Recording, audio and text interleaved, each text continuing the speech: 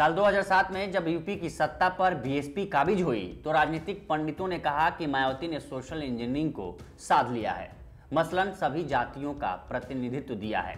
इस social engineering में सबसे अग्रणी भूमिका सतीश चंद्र मिश्रा की बताई जाती है।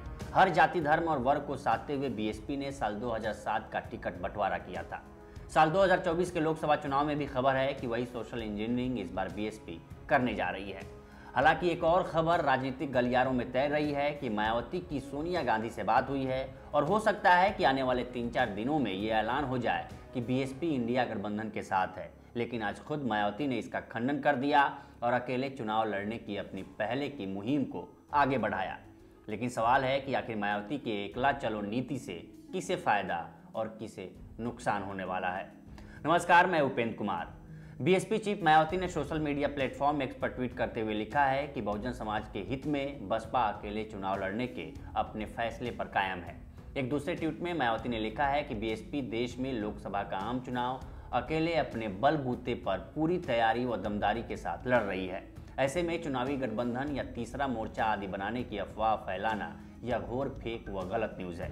मीडिया ऐसी शरारतपूर्ण खबरें देकर अपनी विश्वसनीयता न खोए, लोग भी सावधान रहें।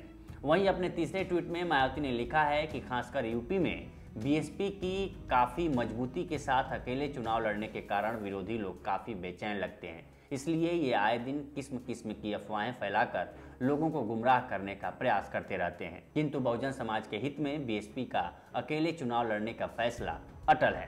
इसके साथ ही मायावती ने तीसरा मोर्चा बनाने की अटकलों को भी अफवाह और फर्जी बताया, क्योंकि कुछ दिन पहले खबर तैरी कि मायावती और बीआरएस प्रमुख चंद्रशेखर राव मिलकर तीसरे मोर्चे के तहत लोकसभा का चुनाव लड़ेंगे। अब सवाल है कि आखिर मायावती के अकेले चुनाव लड़ने से किसे फायदा और किसे नुकसान होगा। इस सवाल का जवाब जानने से पहले बीएसपी के साल 2007 के बाद से हुए चुनावी परफॉर्मेंस पर बात कर लेते हैं। साल 2007 में जब मायावती सोशल इंजीनियरिंग के सहारे यूपी की सत्ता में लौटी तो उन्हें 30.4% वोट शेयर मिला और 206 सीटों पर जीत दर्ज कर सरकार बनाई। इसके बाद साल 2009 का लोकसभा चुनाव आया। मायावती की पार्टी 21 सीट जीतने में कामयाब रही और उन्हें 6.2% वोट शेयर मिला। साल 2014 के लोकसभा चुनाव में उन्होंने 503 सीटों पर उम्मीदवार उतारे, लेकिन एक भी उम्मीदवार जीतकर सदन नहीं पहुंचा और वोट शेयर घटकर 4.2% पर पहुंच गया। साल 2019 के लोकसभा चुनाव में मायावती और अखिलेश का गठबंधन हुआ तो मायावती ने यूपी की 10 सीटों पर जीत दर्ज की और वोट शेयर 3.7% पर आ गया। यानी लगातार मायावती का वोट शेयर चुनाव दर चुनाव गिर रहा है। हालांकि साल 2019 के चुनाव में अखिलेश के साथ गठबंधन को लेकर जानकारों का मानना है कि साल 2019 में भी जो 10 सांसद जीते हैं वो समाजवादी पार्टी के साथ गठबंधन की देन है। गठबंधन में समाजवादी पार्टी से ज्यादा फायदा बीएसपी को हुआ, क्योंकि एसपी को तो मात्र 5 ही सीट मिली। इसके बावजूद मायावती द्वारा एकला चलो की नीति अपनाना और ये दावा करना कि गठबंधन से बीएसपी को नुकसान होता है, इसका तो कोई मतलब नहीं निकलता।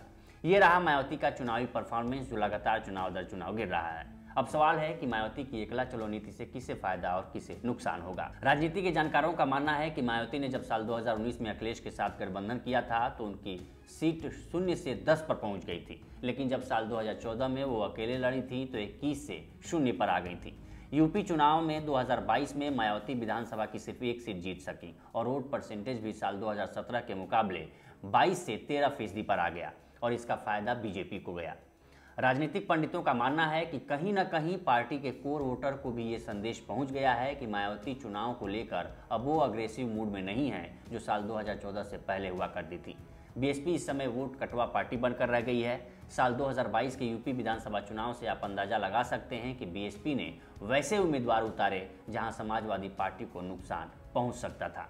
हालांकि साल 2024 का चुनाव बीएसपी के एकला चलो नीति से किसे फायदा किसे नुकसान पहुंचाएगा ये तो आने वाला वक्त बताएगा। लेकिन एक बात जानकार निश्चित तौर पर कहते नजर आते हैं कि मायावती के अकेले चुनाव लड़ने से बीजेपी से ज़्यादा विपक्ष को नुकसान होगा। यूपी की राजनीति से जुड़ी ये जानकारी आपको कैसी लगी हमें कमेंट सेक्शन में ज़रूर बताएं और देश दुनिया की तमाम खबरों के लिए बने रहिए लोकमत हिंदी के साथ। नमस्कार।